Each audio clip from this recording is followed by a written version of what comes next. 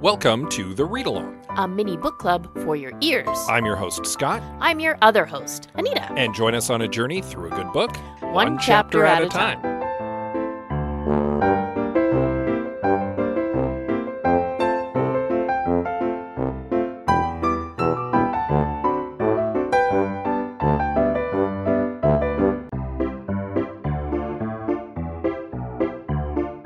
Do you like talking about movies? Do you like talking about mediocre movies? Do you like talking about how you could have fixed mediocre movies? Well, I certainly do, and you can listen to me, Scott C. Bourgeois, along with my co-hosts Greg Beaver and Liam Creswick, as we give our notes in I Have Some Notes. You can follow it now on your podcatcher of choice or support it by visiting patreon.com/IHaveSomeNotes.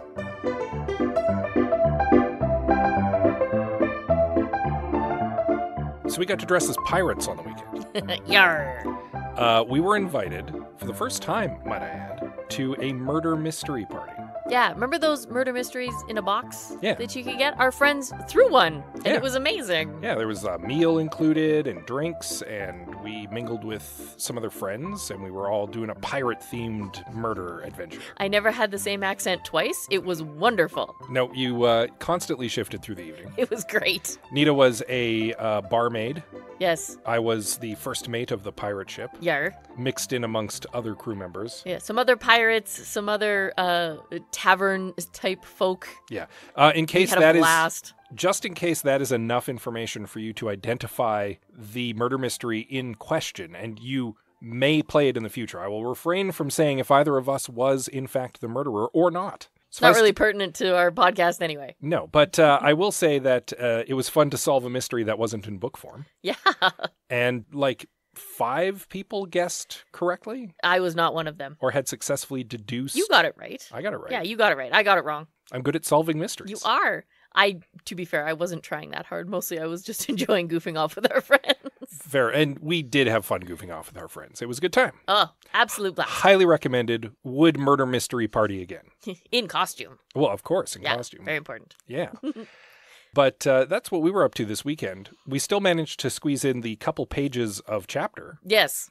That were required reading. The very couple pages. And so I guess we'll kind of get into that, starting with a brief recap of our previous chapter, chapter 19 of our novel, in which Mallory walks in on Cornelia and Beckett not making out. So much worse. So much worse. That leads to a big confrontation between a blood-crazed Beckett and a enraged Theodore, and Beckett gets kicked out. The girls have a little tete-a-tete in one of their rooms, kind of get back on the same page, and that leads us into Perimortem 3 of The Undetectables by Courtney Smith.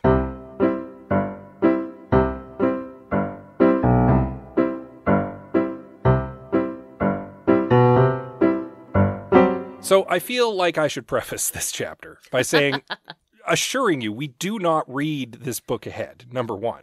And number two, that I'm not trying to give the impression that Courtney Smith is a predictable writer. No, not at all. Not even a little bit. Because just last episode, we were like, hey, it's time for another murder. You know who would be a good victim? Probably Beckett. Because it should maybe be one of the suspects at this point. And again, I'm not trying to suggest that this is formulaic or that it's predictable. Just that I can kind of see the direction the narrative's going. And I kind of know how a mystery story is put together. And so I speculate, and then the speculation is proven correct. Yes. And I want to say that that's not an indictment on the author, and I promise we do not read ahead. No, we were just, honestly, I feel like we just got lucky. Yeah. This time, guessing that Beckett was going to die. And it is also worth saying, even if you can see the shape of a story coming, there's a lot of people who get really bent out of shape about spoilers and about twists maybe being something that they saw coming.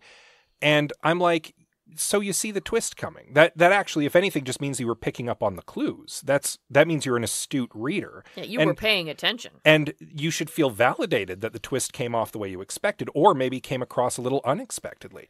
But the point is that you can see where a story's going and still have a good time getting there. Well, yeah, we all know Superman's going to fly in and save the day, right? We're just curious to see how. James Bond is always going to get out of the death trap. Yes. The question is, how is he going to get out of the death trap? Yeah, we know he's going to get out. We just want to see how. I liken reading and for that matter, watching movies and stuff, frequently to a journey. And just because you know your destination doesn't mean you don't have a good time getting there, and doesn't mean you don't have fun at the destination. Right? Exactly. Yeah. Yeah. So, and that is very much the case here, because I am enjoying this book, even if I'm successfully guessing stuff along the way.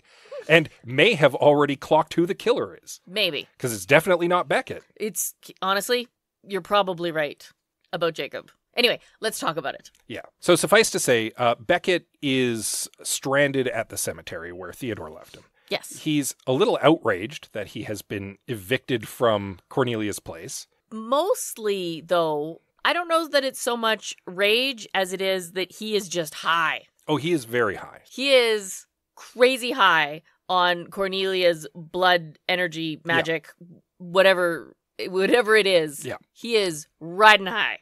He keeps thinking about how he thought he was prepared for this moment, but it's so much more intense than he expected it would be.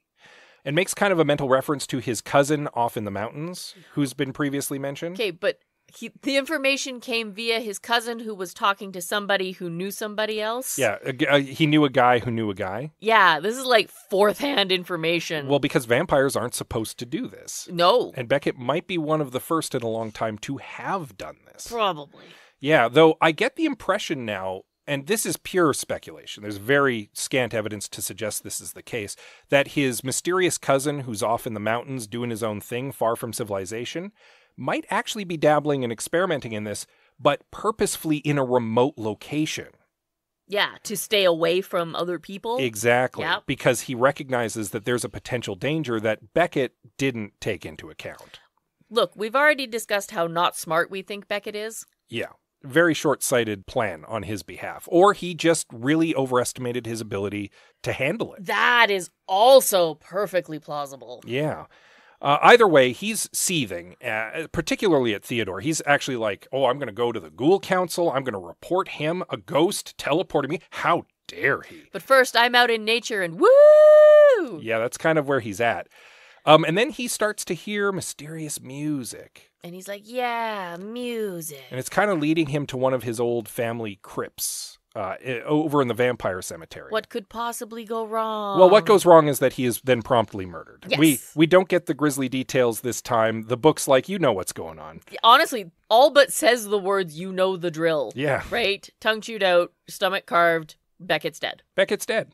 So the good news is, he's not a danger to society, blood crazed as he is, because he's dead. He's promptly murdered. Question, though. Yeah. He's a vampire. Sure. Is he actually dead? Good question. Conventional vampire lore suggests that they can be permanently destroyed. Yes, but this is not one of the approved ways of permanent destruction. No. Even if he were to survive this, though, without a tongue, it would be hard for him to explain what happened. Yeah, okay, that's unless fair. Vampires can regenerate. Who knows? Depends on which lore you're talking about. Yeah, he might be an awkward victim if he does just get back up later and like, hey, someone attacked me and tried to murder me the way that those other guys were murdered. I mean, we could be in for a surprise, but the chapter is called Perimortem 3, and perimortem implies this is the moments before death. So Yes. It's certainly implied that he's dead. In fact, I believe the book straight up states he's dead. So, But again, he is a vampire. he might get better. Dead might not be a permanent state for him. That's true. Hard to say. I guess we'll see. But my read on it is that he has been serial killered. In all sincerity, him getting up and be like, hey, so-and-so killed me. Not that he saw his No, he murderer, didn't. but that would make for a very abrupt end to our novel. And so I'm guessing that's probably not the case. I will admit it would make for a funny bit in another story, though, where a serial killer picks the wrong victim. Serial killer's a vampire who then later just gets up and is like, that guy totally tried to kill me. He did. He killed me, and I got better, and now we need to stop this. Yeah. Story idea there for the future for someone. This being a very short perimortem chapter gives us an opportunity to talk a little bit about the case and the new information we have. Well, one piece of information that we didn't have before is that Beckett is at least mildly self-aware of the fact that he can't love Cornelia. Yeah, he brings that up. Yeah. Yeah. He actually feels a little guilty that he can't love her the way that she deserves, which implies that he was indeed using her. And mostly knew it. Or at least wasn't admitting it to himself prior to this moment. Maybe. Yeah. I don't know. Because, I mean, high on blood, that might have given him some clarity. Maybe. Hard to say. Or made him feel things that weren't. Who knows? Yeah. Lots of things happen when you're in a not right state. Okay, so here's the thing that stood out for me about Beckett's death. He had to have been tracked. Impossible for him to have been followed. He was teleported to the cemetery. No, that's what I mean. There's no way the killer was waiting for him in that cemetery because absolutely no one on this planet knew that he was going to be there. He didn't know he was going to be there. Theodore didn't know he was going to take him there. So, again, he might be a victim of convenience, just coincidentally, because a culture is a small community. I don't buy it. It's someone that they know. I don't buy it. I think Beckett was being tracked. I think Beckett was deliberately targeted. I have another possibility. Hit me. But I'm open to it. Okay. The next victim needed to be a vampire. Maybe. And so Jacob, I'll just say Jacob, was staking out the cemetery to find a vampire, and Theodore just happened to teleport Beckett there.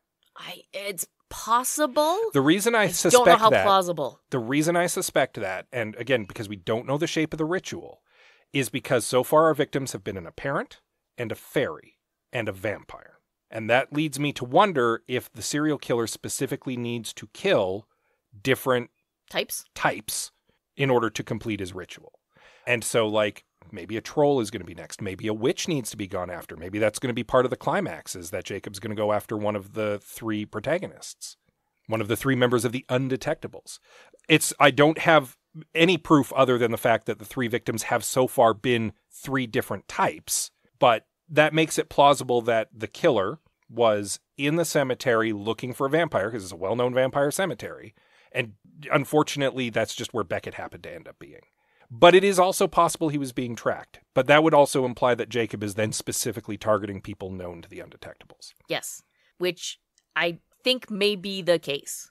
Except for Custer, obviously, because he was the first victim. But we can justify Custer, right? If he had information and if he needed to be silenced because of what he knew, that makes a reasonable first victim. Yep. It also gives an excuse to bring the Undetectables to the case, per your theory about faking a nightmare. Mm-hmm. I also feel like maybe these deaths, apart from Custer, actually now even including Custer, are specifically targeting Cornelia.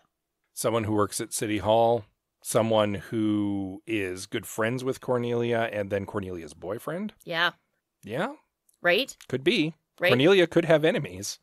More specifically, Cornelia's family could have enemies. Yeah. Custer's death covers two birds with one stone, right? Mm-hmm. It kills off the person who needs to be silenced for what they know. Yeah. And it brings an excuse to hire on the Undetectables. True. Then we target one of Cornelia's good friends. Yeah. Whichever one happened to be the most convenient to kill. Could have been any member of the band. Right? Yeah. But you know what I mean, right? Yeah. And then specifically targeting Cornelia's quote-unquote boyfriend. So are you implying then that maybe one of Cornelia's family members might be next? I don't know. Because she has two sisters and parents, Mm-hmm. though her parents are out of town. It is also not completely lost on me that if someone is trying to summon the Turnian, who are three witches, that they might need three witches. Well, that's also why I suspected a witch might be one of the necessary sacrifices. But I don't think it's going to be one of our three. Could be. Just saying. If a witch is needed, I don't think it's going to be one of our three. I think our Undetectables are like representative of the Turnian somehow. Again, we don't know the shape of the ritual. We don't. This is me throwing stuff at the wall. Hopefully in a subsequent chapter, hopefully in a soon chapter, they'll get their hands on that tome that they were told to get their hands on, and they'll finally like crack it open and maybe get an idea of what ritual is going on. Mm-hmm. That would help. That would shed some more light on things. Yeah. But the more we go through this book and the more people die, the more I think your Jacob theory holds water. Well, again, it's definitely not Beckett now. It's definitely not Beckett now. No. We don't think it's the nightmare, not the real nightmare at least. And we don't really honestly know enough about Grey Quinn and Detective O'Sullivan to really truly, I think, pin them down as the killer at this point. Now, that said, we don't really know much about Jacob either. Mm-hmm. But there's enough evidence in the periphery that kind of points at him, that I'm very convinced that he's the actual killer. And the fake nightmare was absolutely just, in my mind, that was proof positive that he's up to something. Yeah, that was a big thing. Yeah. That was a big piece of info that we got that really stood out. Yeah. Well, hopefully we'll learn more as we move into our next chapter, chapter 20, which you'll want to read up on in time for next week. And of course, in the meantime, as always, you can give us a little rating and a review because that helps us out. It really does. Also, we appreciate it. It's true. We can share appreciation to and with you by you reaching out to us on social media. Indeed. Pick your poison. We've got Facebook, Instagram, X, Blue Sky, and Goodreads. And any of them that need the @ we are at the Read Along. Correct. We are also thereadalong@gmail.com. Yes, send us an emails if you need more characters than social media allows. Right? Indeed, yeah. And with that said, as always, we love you very much, and we'll see you next time. The fallout from this one is going to be interesting.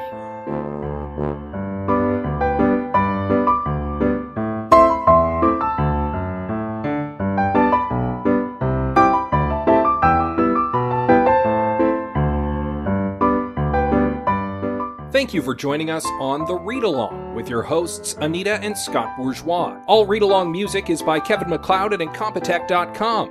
Cover art is by Aaron Beaver. Be sure to join us on Twitter, Instagram, and Facebook at The Read Along, and check out our group on Goodreads.com.